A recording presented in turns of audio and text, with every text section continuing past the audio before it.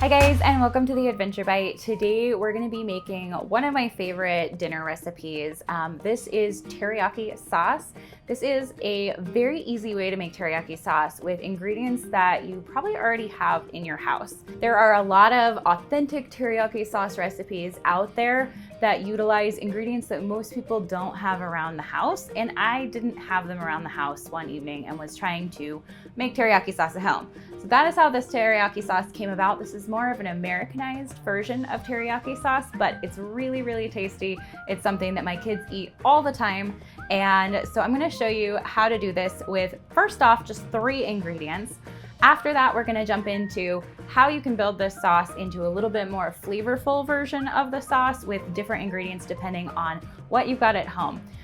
So let's go ahead and jump in. To get started with our 3 ingredient sauce, we're gonna start with soy sauce. I recommend using low sodium soy sauce for this recipe. It does tend to get a little bit saltier. If you are gluten-free, you can use tamari, which is similar to soy sauce, but has a little bit different flavor profile. Then we're gonna use water. After the water, you're going to add in a couple tablespoons of cornstarch. This is gonna thicken up the sauce and make it nice and glossy. And finally, honey. You can use brown sugar as well if you don't have honey around, but I prefer honey. I like the viscosity of it and the flavor of it. So just scrape that out. And then we're gonna whisk this before we get started. Now this is really important because what is gonna happen here is that the cornstarch is going to mix with the cold liquids. Now, if you try to do this and you add the cornstarch after you've already started heating up the sauce, you're gonna get a bunch of clumping happening in the sauce. So because this is cold, we can do it this way and whisk it all together. The important thing to know is if you forget the cornstarch, you're gonna want to mix the cornstarch with a little bit more water and then pour that slurry back into here so that it doesn't start to clump. That's the same thing if you are making, say, like turkey gravy or any kind of gravy where you want to thicken it up. If the liquid is hot and you want to thicken it with cornstarch, you want to mix that cornstarch with cold water to start. So that is all. That is how you can make the most basic version of this sauce.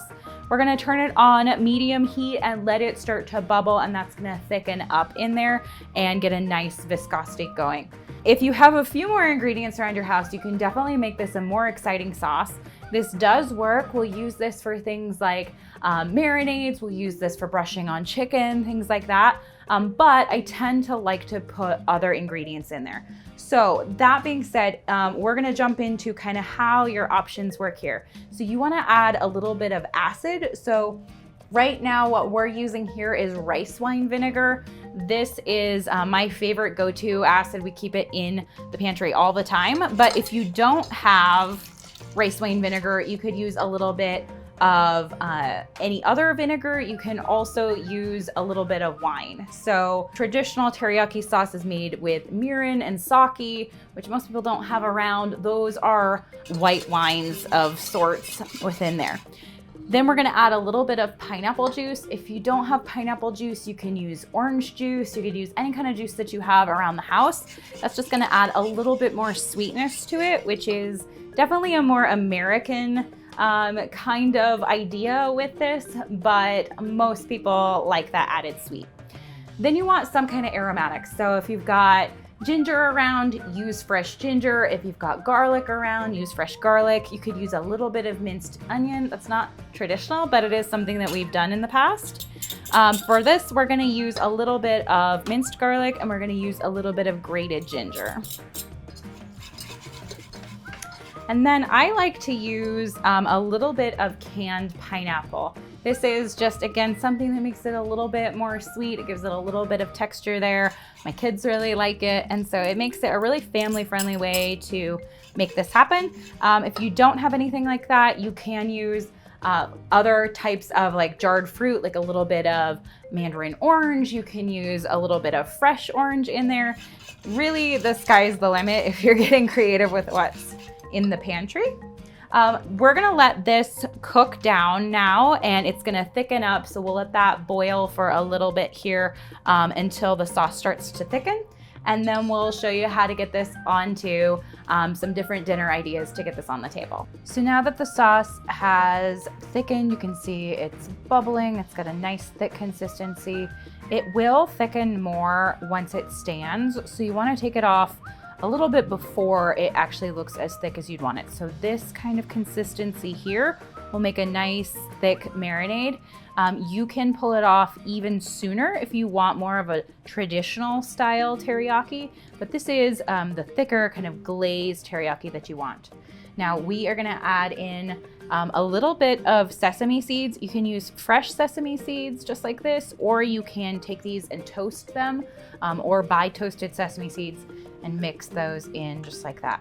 I like it. It adds a little bit more texture to it and looks a little bit prettier, but you don't have to do it if you can't find them or you don't have any at home. But there you have it. We're gonna take this off now. Check the recipe description box below for other recipes that you can make with this. We've got lots of stir fries. We've got chicken you can put on the barbecue, all kinds of different things that use this sauce so that you can get dinner on the table really easily tonight. The last thing that you can do to add to this is a little bit of chopped green onions. I like to throw those right in there. Perfect garnish for that. This is the base for a lot of our recipes. So if you are wanting to make a chicken stir fry, if you want to brush this on some teriyaki chicken to go on the grill, you can also use this as a dipping sauce. Super versatile, great thing to have in your pantry to know so that you can whip this up to make with a lot of different dishes. If you like this video, go ahead and click that subscribe button. We put out new videos every week, and we'll see you here next time on The Adventure Bite.